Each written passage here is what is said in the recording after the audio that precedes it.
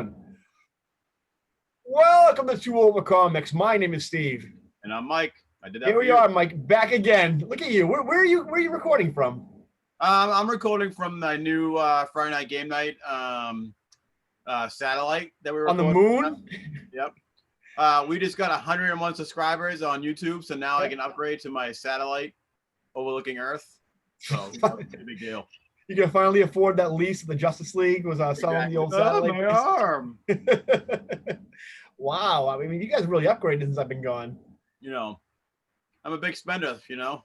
Yeah, you gotta spend money to make money, you know what I mean? Exactly. Yeah, I mean, it's been a while, especially for me. I had a couple of guest spots on Friday Night Game Night, but yeah, 2020, we did a few episodes, and then I kind of, had nothing to do with like COVID or like that. I just kind of like just bailed, and I don't know. I apologize to you guys. Nothing personal. We miss you. I personally miss your musk, your scent. So it's hard to smell on the moon, but I mean, with all that Grant Morrison JLA technology, I'm sure you can smell me from there. I can see you from your house right now. Oh my God. It's like the Google satellite. Yeah.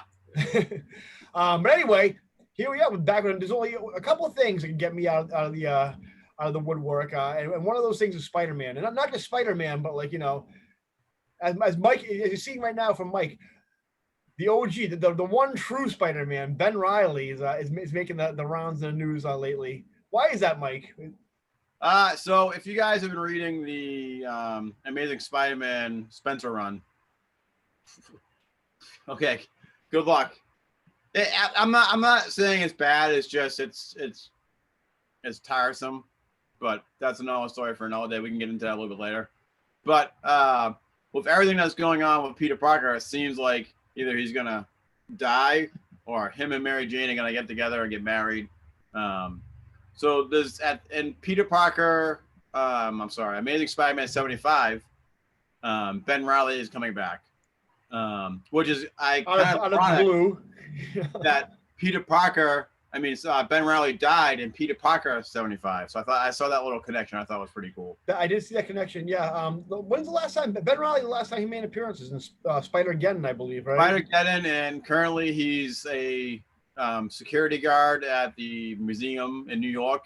That's true. I did see him. He was in the Iron Man, and Chris Cantwell. I think he was in some kind of Legion of Losers type of like Fraud Man, like that.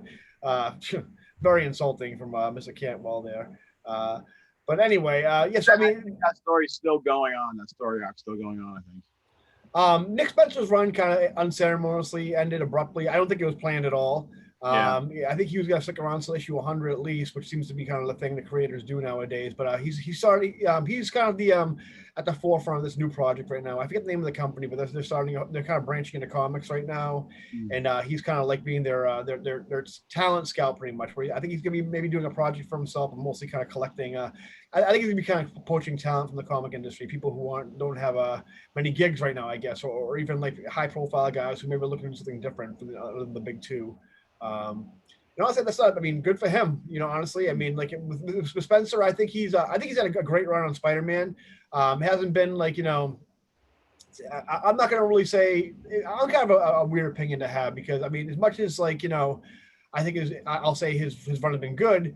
I've kind of burnt out on Marvel and DC in general anyway. So I mean, like as far as a Marvel comic goes, a Spider-Man comic, it's decent. It's very solid. It's a lot of greatest hits. And to me, honestly, I mean, like I did love my favorite stories that Spencer did were the ones with Ryan Ottley. Yeah. And some of the more recent ones with Patrick Gleason have been pretty good. But honestly, I mean, to me, it kind of petered out as soon as Ottley left. He was kind of the big draw for me for that book. Bagley. You know what kills it for me is the revolving door of artists. That's not consistent to the artwork. Like that's an ongoing issue for the artwork is good. I'm not going to take that away from the artists that have been on the book, but like when you have one artist that's a lot different from the next one that's coming on, it can be a little disorienting for me, and it takes away from the story. I mean, but back before like the shake up around like the end the apex of the Kindred storyline, you had a pretty good Murderer's Row. I think it was issue 50. I think that, or it's supposed to be issue 50 or 60 that had the showdown with Norman Osborn. and all that stuff like that with that big anniversary double-sized issue. But it had Ryan Otley, Humberto Ramos, Mark Bagley, and I think Patrick Gleason, maybe. Maybe I could be wrong about Gleason, but that was like a murderer's row of talent right there. So you definitely had the talent, but then Ramos went and started doing a Strange Academy with Scotty Young. Ryan Otley, that he just didn't even tell anybody. He's just like, oh, by the way, I'm not doing Spider-Man anymore. And Patrick Gleason has kind of been off and on the title a little bit here and there. And so you're kind of left with Bagley, who, I mean, I know Mike, he's from the Church of Bagley as far as Spider-Man goes. And I'll agree, back in the 90s, he was like the definitive Spider-Man artist. Solid work, great dynamic, like, poses and panels. But lately, I mean, he's getting older, and I don't know if that has to do with it, but he's just not the artist. I think he's burnt out from doing Spider-Man. Like, all you see him on is Spider-Man books. Now, granted, I would love to see a few Ben Reilly covers from him, either his Scarlet Spider suit or the Ben Reilly Spider-Man suit, the old one, not the new one they got going on now. Well, you'll see in the future. But I don't know. I think he's just tired of Spider-Man. Like, he's done it. That could be, honestly, when Bagley back in the day, I would have loved when he was on Ultimate Spider-Man. He was good. That was the last time he was really good on the character. Yeah. Nowadays, when he's on the book, I look through and I see Bagley in the credits. I'm like, ugh, that's kind of a turn off for me for the book. Yeah. I'd rather have. I mean, so even some of these artists, like who did the last storyline, the one with his new social media suit, I guess you'd call it. I'll take that over Bagley, to be honest with you. His art is ugly, if you ask me, nowadays. But and like not to knock the guy's paid his dues. He has nothing to prove. But honestly, I mean, maybe move on to something else other than like as Larry would call it, Blue Chip's Amazing Spider-Man title. So anyway, I mean, let's talk. I mean, Spencer's gonna be off the book around issue 75, like we said. And the big news is the new creative team it's a brand new day for Amazing Spider-Man. It's a new brand new day with Ben Reilly and we got, Zeb Wells, your favorite. Kelly Thompson, she's very good writer. She did Captain Marvel too, didn't she? She's doing Captain Marvel. She's doing Black Widow, and she also did a really good run, in my opinion anyway, on Deadpool with Chris Bachalo and a couple other artists. And then Celine, I'm gonna butcher that. I apologize. Saheem Ahmed, I think, who's doing the Miles Morales book right now. Yeah. And what's the other one? What a perfect guy to bring on when he's doing a Clone Saga in the Miles Morales book. The other one was there's two more actually. Cody Ziegler, who he did a Spider-Man story, I think, during I forget what name. I can look it up after when I have the time. But he did a one-shot of Spider-Man, which is kind of stupid. Had some villain, I forget what his name was. I'll look into it as I'll wait till Mike's going on a rant about or not a rant, but like just like a masturbatory rub-down of all things Ben Reilly coming up. Sorry. But he also does. I think about it. He's writing for the She-Hulk show, and he also writes for Rick and Morty. You might recognize Cody Ziegler's name from Rick and Morty. He's always showing up during the credits. And also Patrick Gleason, who's also when he signed on to Marvel, he was given the opportunity for drawing gigs and also writing gigs. We haven't seen him do any writing right now since he left DC. But supposedly he's gonna be one of the writers, and also I'm sure he's gonna be lending his art shops to the book also. So that's the new Spider-Man Brain Trust right now, which is, if you remember, is very akin to the Brand New Day, which happened back when after One More Day and pretty big time right now. But also another big huge thing as far as not just the title's going thrice monthly, which those of you guys don't know what thrice means 3 times a month. With all these writers and whoever the artists who have yet to be named yet, and also Peter Parker is nowhere to be found. We have the return of Ben Reilly, seemingly, I guess, who's is being the whole storyline being called Spider-Man Beyond, because we have the Beyond Corporation, which for those of you guys unfamiliar with the Beyond Corporation, that was a concept introduced in I don't know if I should say his name. I don't want to get flagged by YouTube. Warren Ellis. In the Next Wave book, if you guys remember that, which is a pretty interesting concept, which is kind of some interdimensional beings who are kind of messing around with the Marvel Universe a little bit. It was kind of followed up by Al Ewing in his 616 Ultimates book, now they're in the Amazing Spider-Man book, which apparently they're going to be sponsoring Ben Reilly, which I don't. I mean, what's your take on that, Mike? I mean, so are we seeing the actual Ben Reilly from the 616, or are we seeing some kind of like interdimensional version of Ben Reilly taking over Spider-Man? So I was unaware what the Beyond Corporation was. I thought it was just a new company. So that's good information for me to know. But I couldn't tell you because I don't know much about the Beyond Corporation other than what you just told me. So I just assumed that it was going to be the same 616 Ben Reilly. Now he's perfected and fixed by. So back in Spider-Armageddon, Superior Spider-Man, aka Doc Ock, but you find folks already know that, sacrificed the damaged clone body of Ben Reilly to the inheritors, and then he transferred Ben Reilly's essence into a new clone. From what I remember, I think that's how it happened.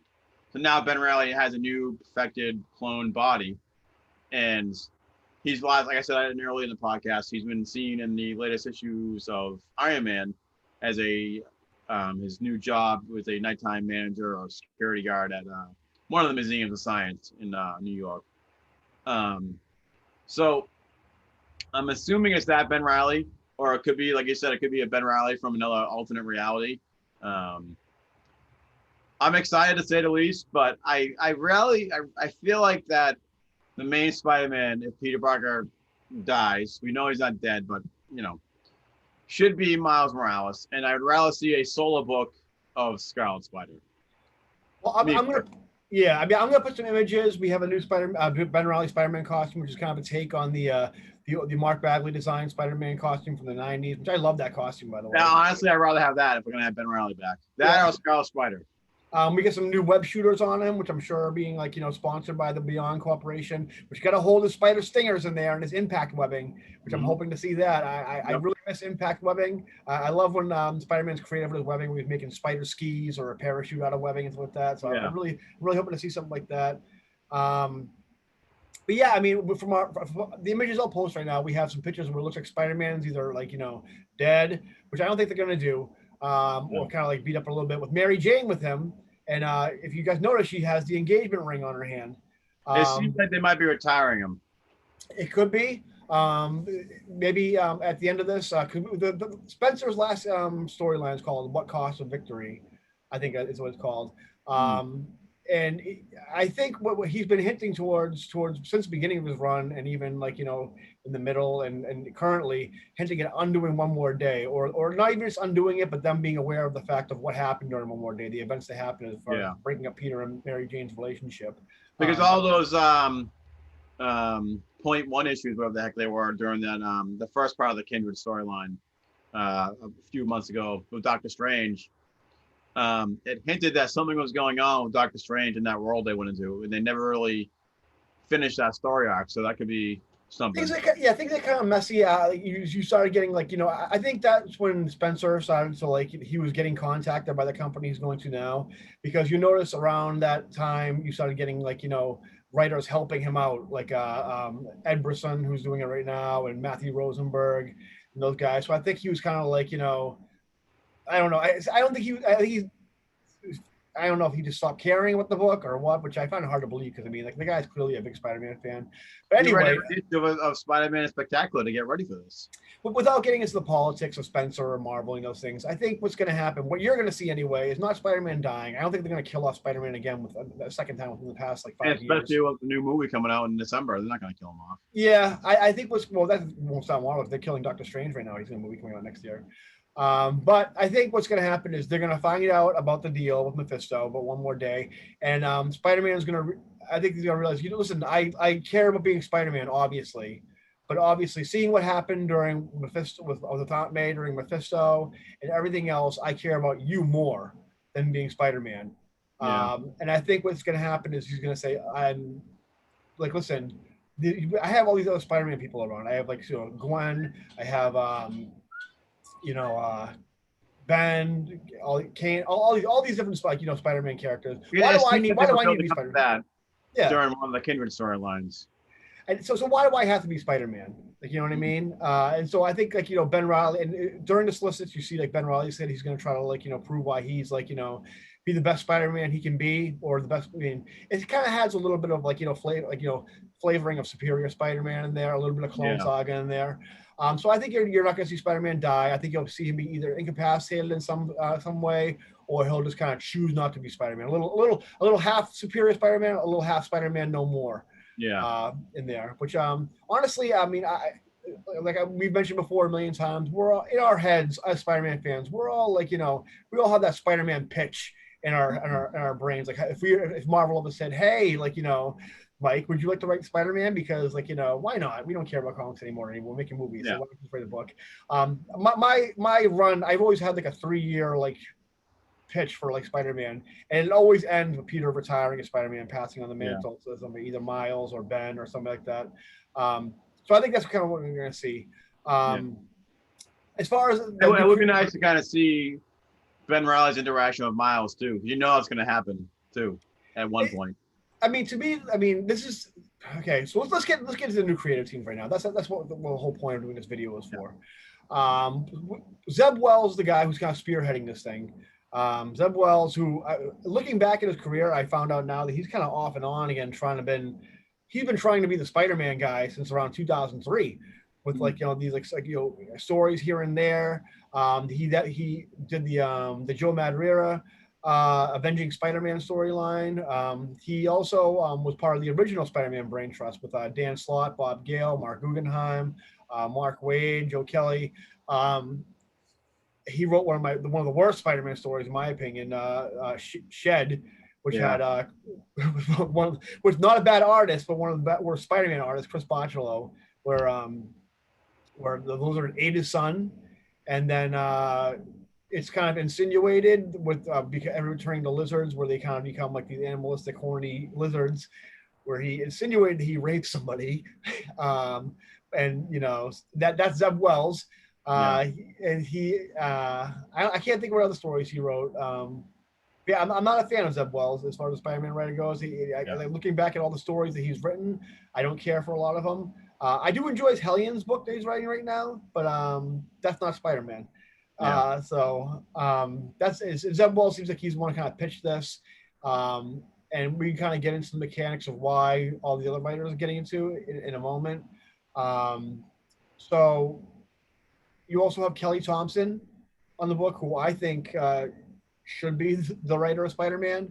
I would love to see for the first time, just like a solo female write Spider-Man in the Amazing Spider-Man title without. Have we ever had a female writer on Spider-Man? No, I can't remember. We've had Fiona Avery help JMS out during JMS run. We had Kelly Thompson did write a story in Spider-Man. We had Gail Simone write a story one time, but we never had a solo female writer. And it looks like Marvel's like willing to bring back Ben Reilly and undo One More Day, but they'll be damned if they're gonna let a fucking female write Amazing Spider-Man by herself. And it's just sad. It'd be nice. I haven't read most of her stuff, but I've heard nothing but great reviews of her. Captain Marvel, her Black Widow. So I'm all for it. If she can do a great job, I'm all for it. She's no Alan Moore, but she can definitely bring the funny. She can definitely bring like nice endearing characters. She her Deadpool run was really good. Deadpool was really like a fun. She made Deadpool not just like yuck, but like fun, and like of course she introduced Jeff the Shark in Deadpool, and she's I think she's a good writer. I think she hasn't been given the opportunity to really get like that blue chips character. And so I would love to see her run when all is said and done, kind of how Dan Slott was the last person at the Brand New Day to write Spider-Man. I like to see her come on top. But again, I'll tease right now. I do have some possible information that's not the case. Let's get to the other writers. The other writers, what was his name again? Samir Ahmed, I think. I'm sorry, but he's writing the Miles Morales book. I haven't been keeping up on the Miles Morales book. My understanding is kind of hot and cold. You've been reading it, Mike, haven't you? Yeah, it's been a good. Miles is going through his own Clone Saga thing now himself. But it's a pretty decent book. He did write a quick couple issues of some back on the symbiotic Spider-Man, but a storyline where Spider-Man had his black costume still, which I thought was pretty good. A lot of people didn't like. He also wrote the Black Bolt miniseries, which was really good. I like that book. But as far as the Spider-Man goes, it's been kind of hot and cold for me. Yeah. Cody Ziegler, who wrote a storyline, he wrote a one storyline with that, you might remember the Bumbler, that storyline where Spider-Man had to have that deliver that cake.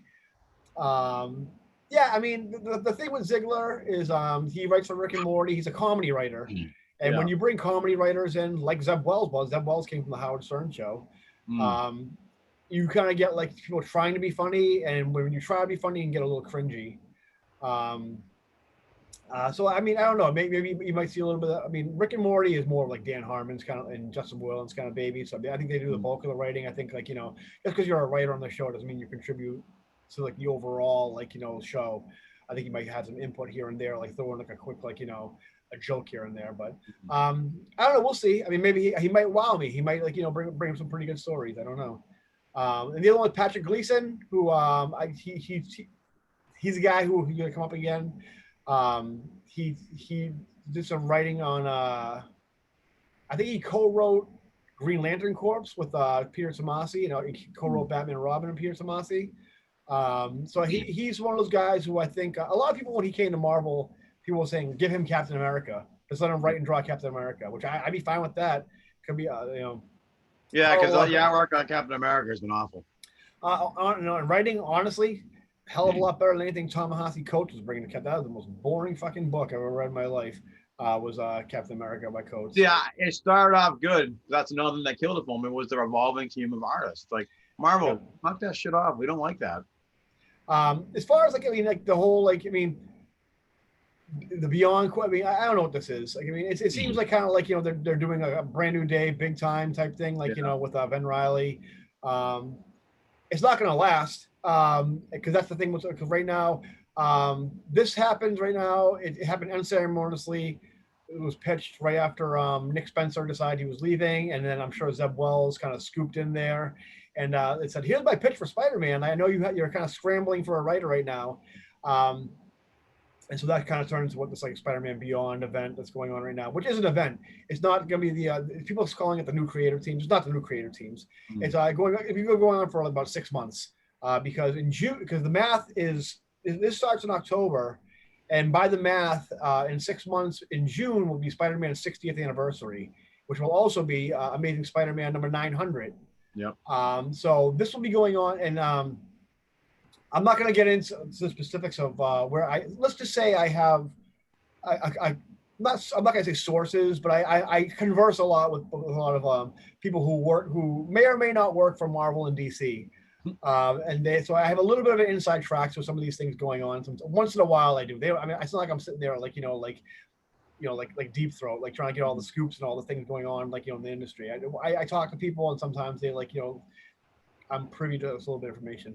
But anyway, I talked to somebody, I'm not going to say male or female, who may or may not work for Marvel, who said that this event is very much similar to what they did in X-Men a couple of years ago before Jonathan Hickman took over, right? Which, ironically enough, had Kelly Thompson part of it, where you had a group of writers kind of write the books for a little while until they did the Age of X storyline, which was I don't know if you guys remember that. It was they had all the X-Men go into an Age of Apocalypse type reality with X-Man instead of Apocalypse, and it was horrible. And then Jonathan Hickman came on and took over the book. Well, that's not true. They had Matthew Rosenberg. See that Rosenberg run, I absolutely loved. And then we got the one. I liked it.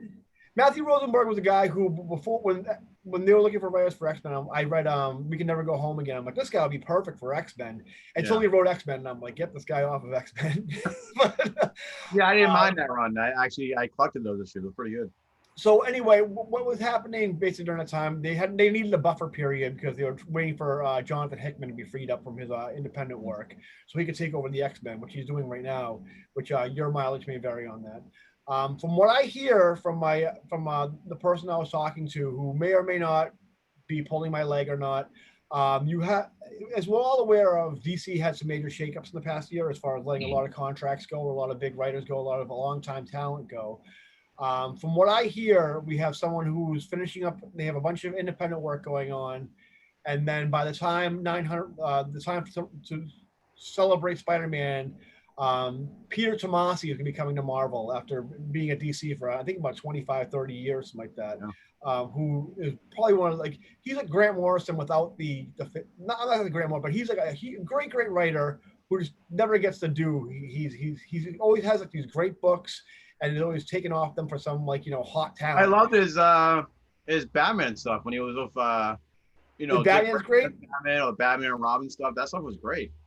He also did Superman Reborn. Oh, that was not Reborn. Was that the name of the? Was that the name of the DC thing? Of DC Reborn? No, not DC Reborn. DC Rebirth. Yeah. Where he introduced Jonathan Kent, did Super Sons. Also, if you'll notice, the person he did Superman Rebirth, the much celebrated Superman title, which everybody was so pissed when Bendis came on and kind of ruined everything. The artist on that book and co-writer was Patrick Gleason, who's also a co-writer and artist on Amazing Spider-Man. So from what I hear, when 900 comes around, Peter Tomasi is going to be making his debut at Marvel and is going to be taking over the Amazing Spider-Man book. And I wouldn't be surprised if Patrick Gleason's on there with him, which I think would be outstanding. I'm down for that. He great work, like you said, on on Batman and Robin, on Detective Comics, on Green Lantern Corps. He got me back into Superman. Great. So I mean, honestly, the guy's a great writer. I talked to him. Actually, we went to the Terrificon before he got married, and I actually talked to Peter Tomasi there about like a lot of old books, like Young Heroes in Love and Major Bummer and stuff like that. And he's been around, and he knows the business. Super nice guy, and I think he'd be a perfect fit for Spider-Man when all is said and done. Well, speaking of that, my bachelor party day, what a perfect artist would be in between fillers would be Todd Knock. Get Gleason and Todd Knock on there. Hell yeah. Remember that book Todd Knock did? The Spider-Man Clone Saga thing, that miniseries. Oh yeah. No, I know Todd Knock. Young Justice. Oh my God. I would love Todd Knock. But I think I mean, I don't think you're gonna see Ben Reilly stay on after that. I think this is kind of like, you have a bunch of writers, guys like Wells and Thompson, and even the Nick Lowe and all these guys who grew up in the 90s and remember Ben Reilly as Spider-Man. I think this is kind of like, a story that kind of some fan fiction they've had in their head for a while, and they kind of want to get out there. Just don't kill him off again, please. Keep him alive. I don't think they kill him off. I am happy to see Ben Reilly come back. Especially if it's the Ben Reilly that we all know and love. That's the one that I want. Not that Dan Slott garbage. But then again, if Dan Slott didn't do that, we wouldn't have the Ben Reilly that we know and love right now. Put your mind at ease. Dan Slott's already confirmed on Twitter that he's not coming. He said people are afraid he's coming back to Spider-Man, and he said he is not coming back to Spider-Man. Although he loves Spider-Man, he said he is. I get what people are afraid because especially towards the end, it was really awful, like that whole Parker Industries thing. But he did have some good ideas for Peter Parker. Like I like the big time story arc was great. The fact that he could still be Spider-Man and have Peter Parker be successful at the same time. He has some great concepts, but as far as writing the character and execution, no, he didn't have it at all. That was one of my favorite eras of Peter Parker part. And just like in the early 2000s where he was JMS was on there, right before Civil War where he revealed his identity. That was my favorite era of Spider-Man when he was on the New Avengers and all that. And that was kind of my favorite era of the Peter Parker. My investment in Spider-Man, right now, once in a while, I'll flip through Spider-Man. I haven't bought a Spider-Man comic probably since Brand New Day. No, that's not true. I said big time. I was still buying it. But my investment in Spider-Man, the character, died after one more day. For me, the story of Peter Parker ended. If you're Spencer, you're teasing to bring it back, whether or not they're bringing it back or not. Cool. Too late. You should have never done it to begin with. Even if you do bring them back, or not, I mean, they're not gonna bring them back. They would have remember that they were married and they get back together. That's almost that's like your wife sleeping with your best friend and coming home with donuts and coffee and saying, "Oh, it's okay now because I'm home now. I don't care anymore." I mean, that's fine. But I gotta say one thing real quick, so I don't get any people with the Dan Slott hate from me. It wasn't my favorite Peter Parker era. It's one of mine. It's up there on my list of favorite Peter Parker eras. He's had some cool. No, I'm not gonna take anything from Dan Slott. He's had some good concepts. The guy obviously loves Spider-Man. He's had some of the most successful storylines, like Superior Spider-Man, Spider-Man. They're still milking Spider-Verse for all it's worth, and they're going to be doing again another movie. And for me, Joe, I'm all set. And that goes not just for Spider-Man, for a lot of characters. To me, and honestly, I mean, Spencer. He's done a big. I mean, I wish his run wasn't mostly an apology tour for the past 10 years of Spider-Man. It was good. It was nice comfort food. But honestly, I haven't even been. Usually, I won't buy it, but I'll still like read it. The moment where I decided I'm not reading Spider-Man anymore was during the Kindred storyline. I think it was the last issue we reviewed, I think, on this channel. Yeah. And it was $5 issue for 14 pages of murder porn, where the Kindred just murdered Spider-Man over and over again for about 6 pages, snapping his neck, impaling him, stabbing him, drowning him. And I'm like, this is a fucking Spider-Man comic that I'm reading right now. And I think, and this went through a writer, artist, editor-in-chief, and they all said, yeah, this is a good Spider-Man comic for kids. And I said, you know what? I think I'm all set with Spider-Man. I think I'm all set with Marvel. And I think I don't really, I don't care about these comics anymore. I don't care about these characters. I love the characters. I love Spider-Man. But I'll say something right now. I got into these characters as a little kid with my cousin who came home with the Batman Superpowers action figures and Batman the movie action figures. And the best stories for these characters will never be better than the ones where you just a kid on the playground ties a red towel to his around his neck and uses mom's lipsticks and put an S on his chest and like, you know, goes around the playground and smashes action figures together. And that right now I can go buy a Spider-Man action figure and watch my kids play that, and they're better stories than anything Marvel's putting out right now, and they always will be. All these I can walk. I have no problem with the way Marvel and DC has treated these characters. I have no problem walking away from all these characters and reading back issues and buying a T-shirt or watching a movie. I'm glad Ben Reilly's coming back. Whether the story is good or not, to be honest, I don't really care. I won't be buying any of these. I doubt I'll probably flip through them and I'll be like, oh, cool, Ben Reilly's back. But honestly, I mean, even with this whole Spencer run, I feel like Peter Parker, there's no Peter Parker anymore. It's just Spider-Man, especially in the Kindred storyline. Like, I think they dropped the whole thing of Aunt May having cancer. That was in Friendly Neighborhood. Yep. And then the last issue of Friendly Neighborhood that I remember reading is when Peter had the ring in his hand, was gonna either, you know, about to ask Mary Jane to marry her, but then she went off to California to do her whole book. Right. So like, I miss the Peter Parker aspect of the Spider-Man books, and that was like the core part of the book that made Spider-Man so awesome. And I can't remember the last time they really focused on Peter Parker. I mean, I don't mean to be a Debbie Downer on the whole thing. Honestly, I mean, what you're getting right now is a glimpse of why I kind of stopped recording videos about comics like that, because it's really like I don't know if you ever watched The Simpsons at all, but there's an episode where he's talking about, like, you know, Merman or something like that, whatever, and then a bomb comes in and he goes, oh, I've wasted my life. And there came a point last year where I was reading comics and seeing all these people on Twitter, and I kind of like, I've been obsessing over this for way too long. I've been caring about this, and there's way more better things I can use to entertain myself than this bullshit anymore. You know what it is? We've turned into Patrick and Denny. Don't say that. Don't say that at all. Well, I mean, our best stories for us are behind us, and now there's a new generation of people reading these books, and I don't think they're reading the Spider-Man. They're not reading the Batman. Yeah, they're pulling in great numbers, but you know what? The books that are really awesome? Ninja Turtles, the Power Ranger books. I was just gonna say that. All these indie books. Marvel and DC. I mean, this is what happens. You get bought by a big conglomeration. Like, you know, you get what you're getting right now. Like Mike said, Ninja Turtles, Power Rangers, still great reads. I read a lot of like Radiant Black, Ultra Mega, the Transform, a lot of like indie stuff like that. I'm enjoying a lot of that. But as far as like, I mean, you've already done all you can do with a lot of these characters, I think. Yeah. We're kind of getting into a big tangent right now. This was supposed to be a Spider-Man centric episode.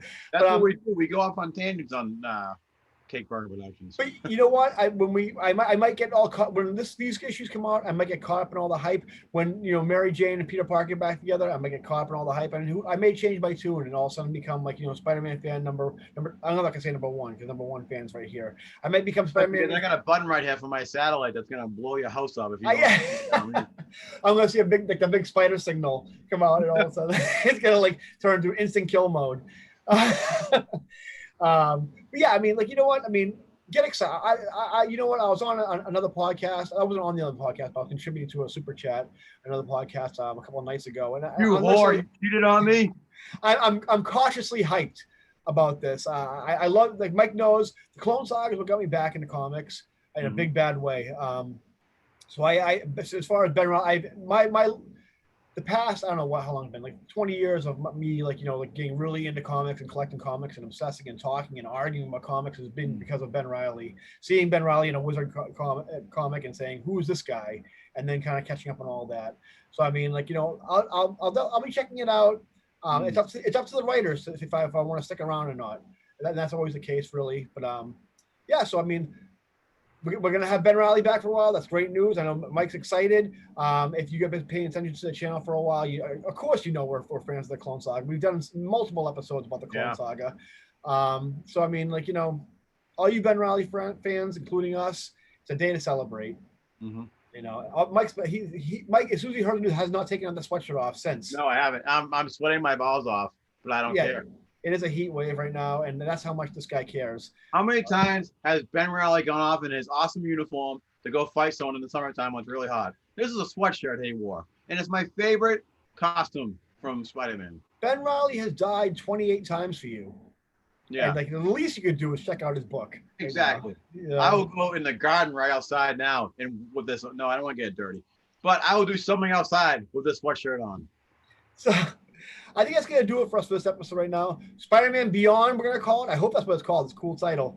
Will be coming out this October. Cross our fingers that Kelly Thompson takes over. Yep. I think anyway, and hopefully maybe Kelly Thompson and Peter Tomasi. I hope Peter Tomasi comes on. That'd be great. Kelly Thompson or Peter Tomasi on Amazing Spider-Man by 900 in June of 2022. Yeah. We'll see, guys. We'll see. Beyond 2021, we'll see what happens. Nice play on. You anything else to add, Mike? Or? No, I think I said all I gotta say. I just really hope it's the Ben Riley that we know and love. I was a little afraid at first when he said he's gonna try and do better when Peter Parker failed. Ben Riley was never like that. You know what I mean? He's never like that, but he will do better because he is the better Spider. He is the one true Spider-Man who should have been Spider-Man all along.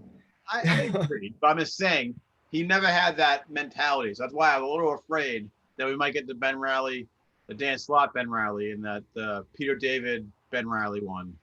We'll see. Peter David's fault. He had to do what he was working with, but still. But I don't know. But anyway, that's going to do it for this episode, guys. Just so you know, I'm going to try to get back into this a little bit. I know I'm going to ease my way back into the whole the whole podcasting scene. Me and Mike also, I know we teased it before, but we're going to try to get a podcast going on different platforms, on Spotify and iTunes and all that kind of thing. It's going to be a Spider-Man centric podcast, which obviously, I think that's our dream. Yeah, play to our strengths. You know what I mean? It's gonna be more, not so much of a Spider News. It's gonna be more of like a Spider Historia type podcast. We're still working out the deets, and we're gonna try to go Spider-Man year by year from its inception, Amazing Fantasy 15, until current. And we're gonna work out the bugs and kind of figure out how we're gonna go about doing that. But we're gonna keep you posted for sure. Yeah. And hopefully more. Obviously you got a steady heavy stream of a Friday night game night content coming out. We're going to try to get some more Tool for Comics content coming out from Cake Burger, and hope maybe you'll see these two combined in the same space at one point. It's probably going to be poolside though, because it is hard as balls. Yeah. It's either going to be on the old Skype, not Skype. I keep on saying Skype. Is this Skype or what are we on right now? It's Zoom. It's either on Zoom where I talk to Mike, see if he can beam himself down from his moon base once in a while, and in person. COVID going on, I'm staying up here.